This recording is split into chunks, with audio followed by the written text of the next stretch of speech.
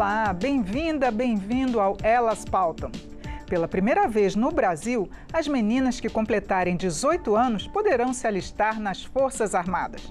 A regra vai valer a partir de 2025, mas, diferentemente dos homens, o alistamento será voluntário. Essa mudança ocorre com um decreto assinado em agosto pelo presidente Lula. Atualmente, as mulheres só podem entrar para as Forças Armadas por meio de concursos específicos, onde atuam em funções administrativas, na saúde, engenharia, mecânica e até mesmo aviadoras. Em outros países, a realidade não é muito diferente. A maioria tem cerca de 20% do efetivo feminino, segundo dados da OTAN, a Organização do Atlântico Norte. Mas alguns países já têm serviço militar obrigatório para as mulheres, como Israel, Coreia do Norte, Noruega, Suécia e, a partir deste ano, também a Dinamarca. Por aqui, as Forças Armadas têm cerca de 320 mil homens e 34 mil mulheres. Para conversar sobre este tema, o Elas Pautam recebe a autora do projeto de lei que reserva para as mulheres 30% das vagas no serviço militar. É a deputada Laura Carneiro, do PSD do Rio de Janeiro. E também a promotora de justiça militar, doutora Caroline Piloni.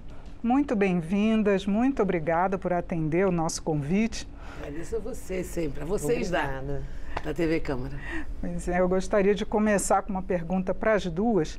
O que a mulher traz para as Forças Armadas? Que diferencial a gente pode dizer que as Forças Armadas vão ter, tendo uma participação maior das mulheres, deputada? Eu acho que é exatamente o contrário. A gente traz a mesma força de trabalho possível para um homem. É essa diferenciação que a gente quer provar que não é justa, não é necessária. É claro que nós temos uma característica diferenciada, porque somos mães, porque de alguma maneira temos uma humanização maior, mas a força de trabalho é absolutamente a mesma. Então eu não consigo imaginar qual é a diferença entre um homem e uma mulher num trabalho que requer, claro, competência, treinamento, disciplina, tudo que a mulher pode ter. Qual é a sua posição, doutora? Primeiro, obrigada pelo convite. Eu que fico feliz de representar o Ministério Público Militar, que sempre incentivou a entrada de mulheres nas Forças Armadas e ficou muito contente com a questão do alistamento voluntário, das primeiras soldadas. Eu digo soldadas, embora o termo soldadas ainda não exista, né? Mas aquilo que não se nomeia não existe, né? Então eu chamo de soldadas, as primeiras soldadas. A importância da participação feminina nas Forças Armadas é a importância da mulher em qualquer espaço, né? Uma visão de mundo diferente pode trazer vantagens para as Forças Armadas, inclusive vantagens já comprovadas cientificamente, né? Em missões de paz que mulheres participam, como agentes da paz, além das funções administrativas de saúde, de engenharia, mas como mulheres combatentes, né, com treinamento, e isso pode ser feito, e elas têm capacidade de liderança, como outras mulheres na política, no Ministério Público, no Judiciário, exercem esse papel de liderança, e isso pode ser feito também nas Forças Armadas. Agora, como eu estava falando do serviço obrigatório, no Brasil ainda não é, mas em vários países, queria saber se as senhoras defendem esse serviço obrigatório também aqui no Brasil. Eu acho que o Brasil é um país de paz. Eu acho que a gente...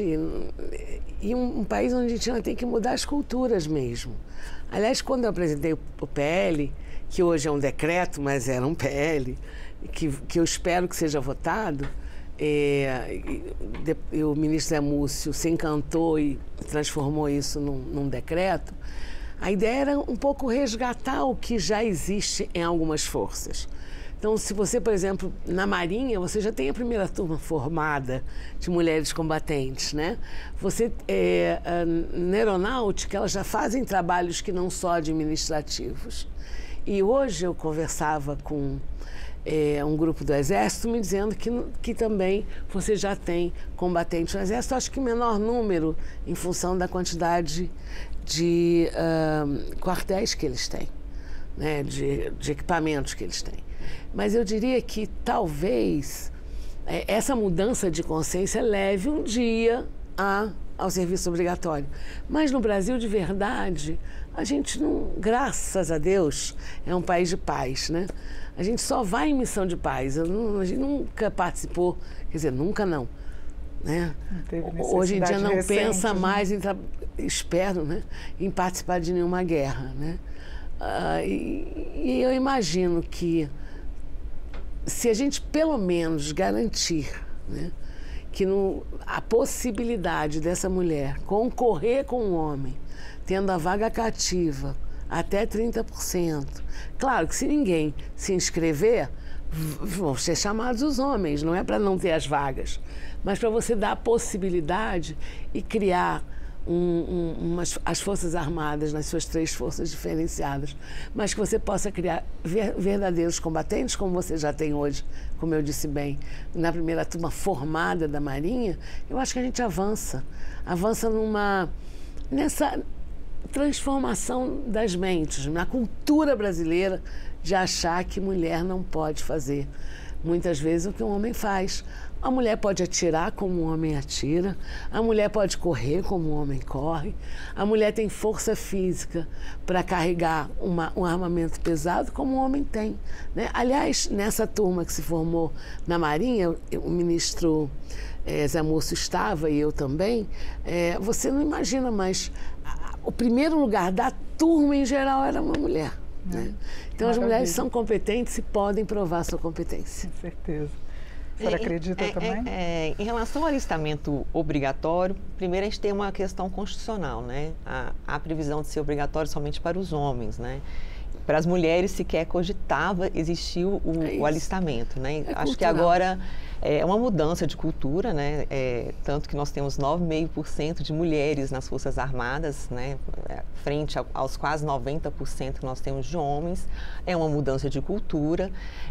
Eu entendo que o alistamento obrigatório não nesse momento seria interessante, até porque as próprias instituições militares têm que se adaptar, né? A estrutura tem que se adaptar para os alojamentos, treinamento de mulheres, né? Aliás, não lhe cortando, doutora Carolina, uma das emendas que a gente fez foi exatamente de adequação no ano passado para a Marinha, exatamente a adequação desses espaços para o alojamento da mulher, para os banheiros de mulher, enfim, para equipamentos que não existiam. Mulheres, né? Uma estrutura que não existia nas Forças Armadas. Então, por isso que é difícil, é uma mudança de consciência mesmo. Isso, então assim, o ingresso agora das mulheres, né, a possibilidade de acesso a esses espaços que não eram permitidos às mulheres, eu tenho certeza que eles vão ser preenchidos. Naturalmente preenchido, porque as mulheres são capazes de fazer as atividades como a deputada Laura colocou e dar a oportunidade de executá-las. O que nos foi cerceado é a chance de participar. Né? E eu acho que isso vai ser importante, né? Em relação às fuzileiras, que são as primeiras combatentes da Marinha que formaram ano passado. Estive com elas em Brasília, porque palestrei na unidade de grupamentos de fuzileiros navais em Brasília, que preparou a chegada de mulheres, né, no grupamento para os homens, né, a questão até mesmo da prevenção do assédio, da importunação sexual. Fizemos esse trabalho de prevenção e ele me contando que os alojamentos têm um sistema de biometria diferente para acesso das mulheres. Então, isso custa, né, efetivamente de verbas públicas, né, e as Forças Armadas precisam se adaptar. E o Exército tem uma capilaridade enorme. Então, isso é com o tempo que isso vai... Mas é mais difícil você transformar essa mentalidade no Exército. Mais fácil na Marinha, depois na Aeronáutica. E na Aeronáutica nós temos as mulheres aviadoras, temos aviadoras, né, que podem chegar, ainda com algumas décadas ainda de serviço militar, a oficiais brigadeiros no último posto, né, de brigadeiro, podendo inclusive concorrer no futuro a vagas de ministras do Superior Tribunal Militar, destinada aos militares da Força Aérea, no caso, né. O Exército foi o que demorou mais a incluir as mulheres, mas esse passo já foi dado agora com um decreto.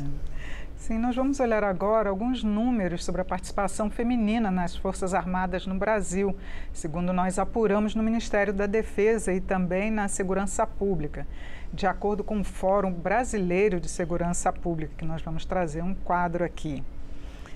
A gente pode ver, eu tinha falado, 34 mil mulheres só, em relação aos 326 mil homens. Mas né? essas 34 mil mulheres começaram só na área de saúde e na área de música, principalmente. Na administrativa também. Além da área administrativa. Eu acho que com o decreto, com o projeto de lei que originou o decreto, você aos poucos vai criando uma outra cultura, né? Que é o que a gente quer. Vamos ver a próxima tela, então.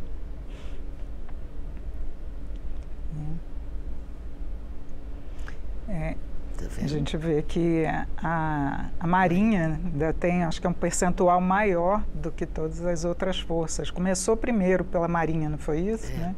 Começou pela Marinha, mas a aeronáutica, eu acredito que também hoje já tenha superado os números da Marinha. Ah, sim, vamos ver. Eu acho que não, hein? Vamos ver os próximos dados também. Vamos ver. Que nós temos. Olha, passou realmente. Superou aqui. Superou. E os concursos, no caso também, para aqueles serviços temporários, acho que facilitaram, não é? Facilitaram bastante. Isso. Inclusive, há mais mulheres temporárias do que homens temporários nas Forças Armadas. Isso. Sim. E no Exército, com 13 mil mulheres, não é mesmo?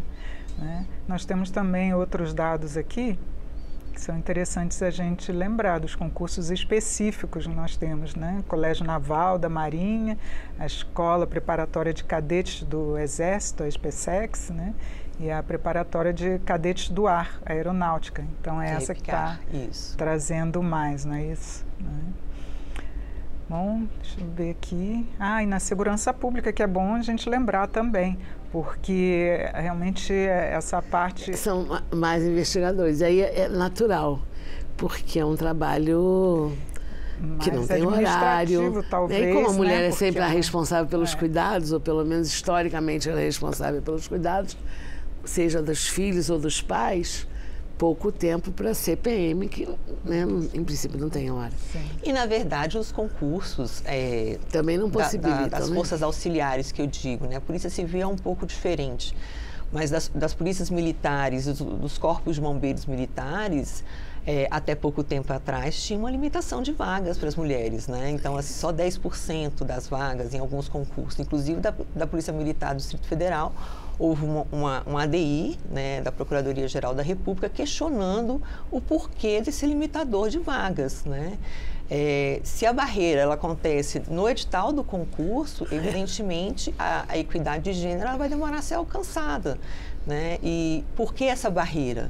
Por que manter os estereótipos de que os papéis sociais das mulheres são os espaços privados, né?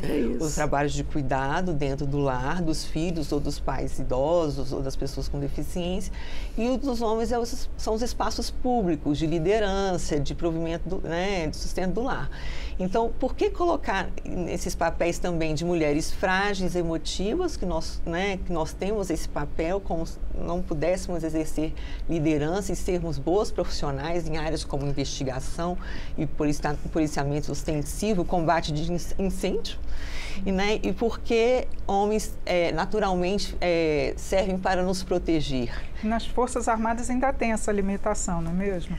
Na verdade, isso é cultural. Eu acho que tem limitação em muitos setores. Aos poucos, as forças estão abrindo esses espaços, né? Mas não é de ampla concorrência. Não é de ampla concorrência. As vagas são diminutas para as mulheres exatamente, ainda. Exatamente, eu digo no mínimo 30%. Isso. E a justificativa é de adequação dos espaços, né? Que existe efetivamente. Mas também há uma questão de uma mudança cultural, de entender que mulher pode pegar em armas, defender o país, evidentemente.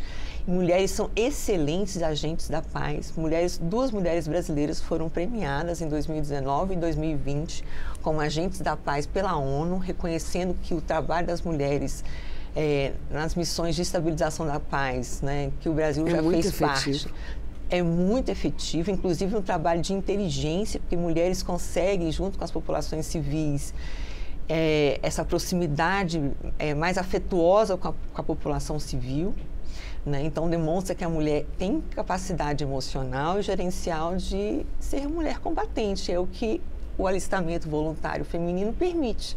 essa função de mulher combatente. Agora, eu queria voltar a um tema que a senhora falou, doutora Caroline, sobre o assédio. E gostaria de saber se tem alguma proposta em tramitação na Câmara que trate para coibir mais esse assédio, que ainda são muitas as denúncias nas Forças Armadas, né? Bom, de qualquer jeito, hoje a gente tem uma...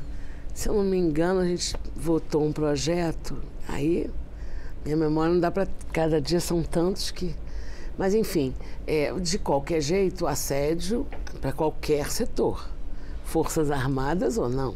Eu não sei se tem um projeto específico, eu não me lembro.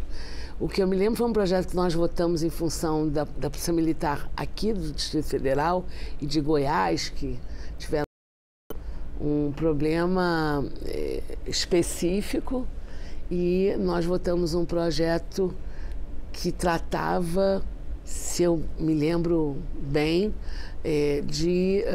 ao contrário, de impedir que o Tribunal Militar julgasse esses crimes. Ou seja, os crimes seriam julgados, os crimes comuns julgados pelo, vamos dizer, pelo Judiciário Comum, não pelo Judiciário Militar.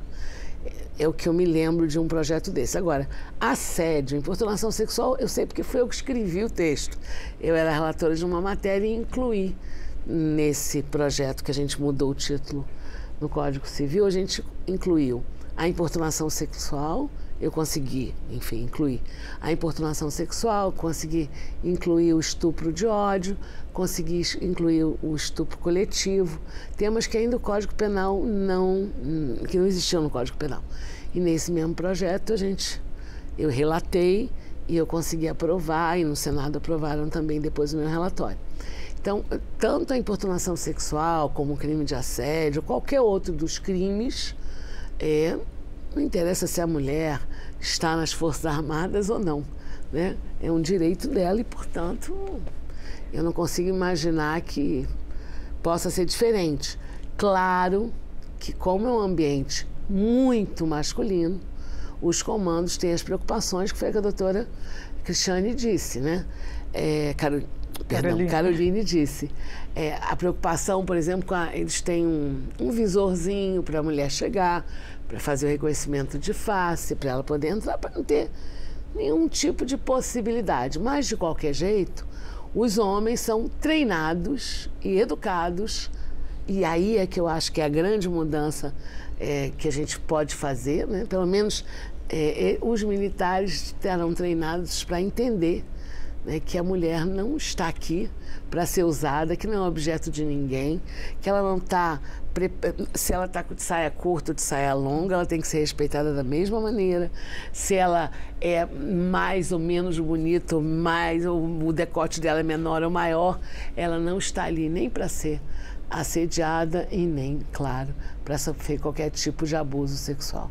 E as denúncias? Chegam realmente muitas denúncias de assédio no Ministério Público? O Ministério Público Militar tem uma ouvidoria da mulher, né, porque é de conhecimento do Ministério Público Militar que esses casos ocorrem, como ocorre também na sociedade civil. Evidentemente, num ambiente em que a hierarquia e disciplina, que são os pilares das Forças Armadas, que servem para manter as Forças Armadas unidas e aptas, prontas, né, para as missões que lhe destinam, também esses pilares podem ser mal utilizados. Então, o Ministério Público Militar, ciente disso, primeiro, tem um programa de prevenção de assédio nas Forças Armadas, inclusive a Procuradoria de Brasília, a qual eu atuo, a gente palestra nas OMs, nas organizações militares, falando sobre isso, inclusive como se defender de assédio, de posturas de importunação sexual, como produzir provas e como os comandantes devem agir diante de notícias de fato de assédio. E quando as vítimas nos procuram muito, porque a ouvidoria é online, né? Inclusive ela pode registrar a notícia de fato diretamente para o Ministério Público Militar, sequer passando para alguém da cadeia hierárquica da organização militar, da força que ela pertence. E o Ministério Público Militar tem denunciado casos de assédio, inclusive o Superior Tribunal Militar tem sido bastante rigoroso.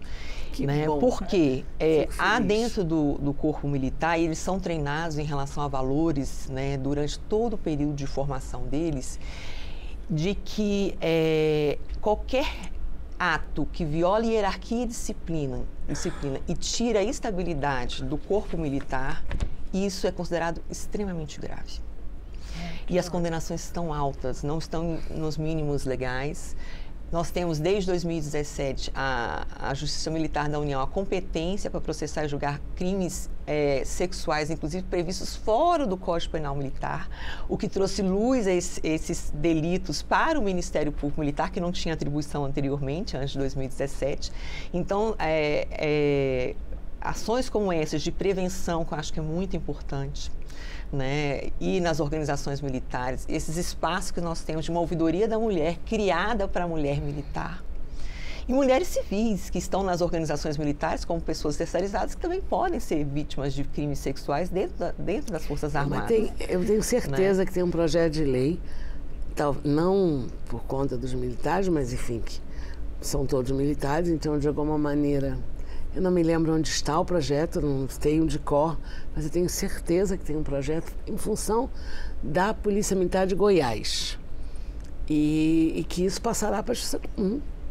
Vai chegar um momento que, enfim, sim, não dizendo que não funciona, ao contrário, feliz em saber que funciona. Eu queria só, porque a gente não tem muito tempo, sim, mas eu queria falar sobre a questão salarial. Sim. Se há equidade salarial, pelo menos nessa área militar.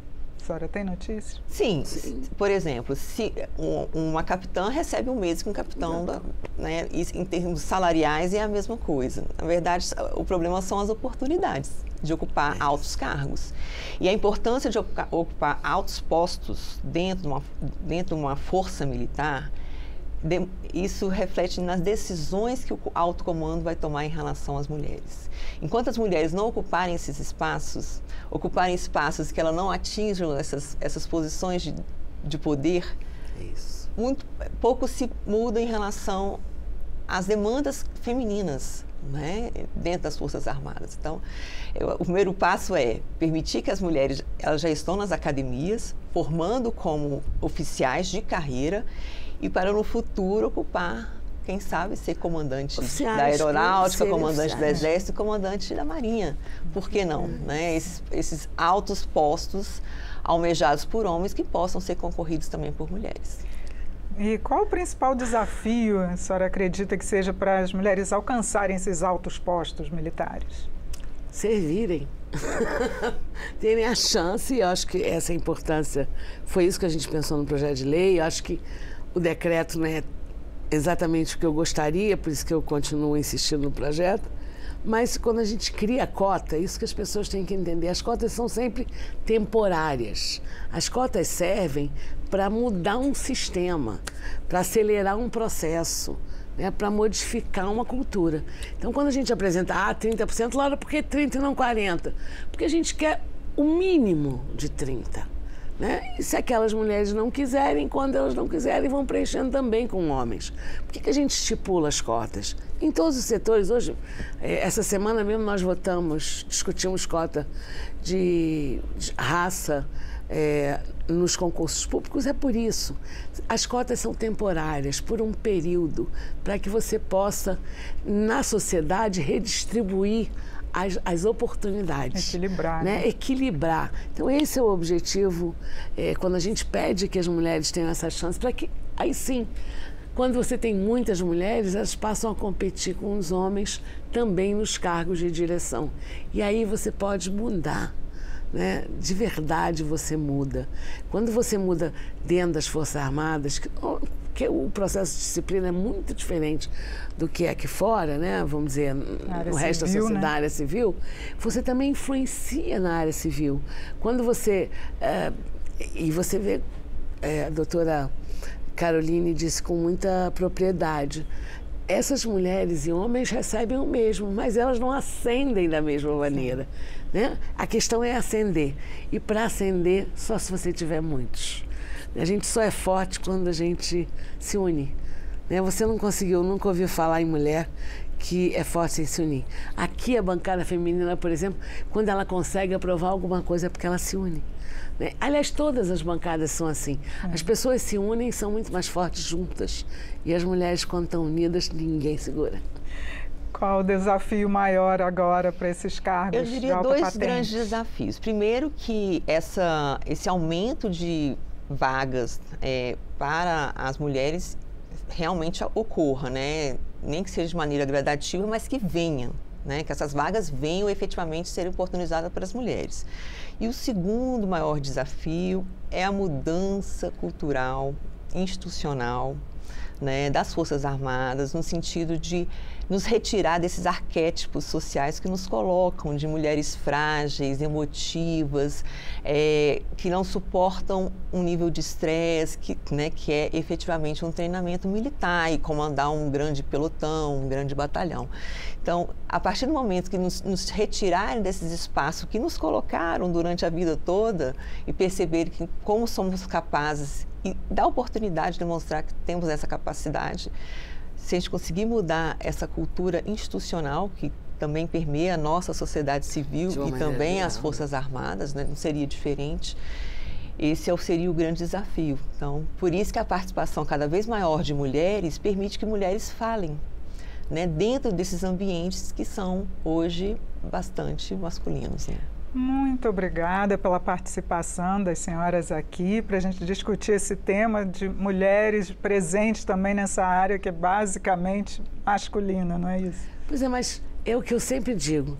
Gente, a gente faz o máximo, a gente pare os homens. Será que eles não entenderam isso ainda? Se a gente é capaz de parir um homem, por que a gente não é capaz de fazer a mesma coisa que ele?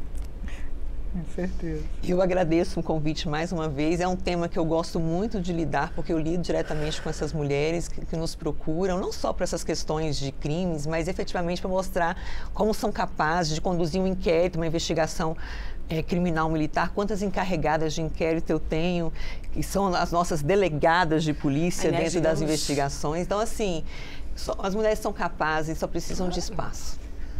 De oportunidade, não é isso? E no judiciário, as mulheres mandam.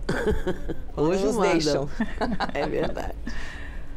Eu conversei sobre a participação das mulheres no serviço e nas carreiras militares. Foi com a autora do projeto de lei que reserva para as mulheres 30% das vagas no serviço militar, a deputada Laura Carneiro, do PSD do Rio de Janeiro, e também com a promotora de Justiça Militar, doutora Carolina Piloni.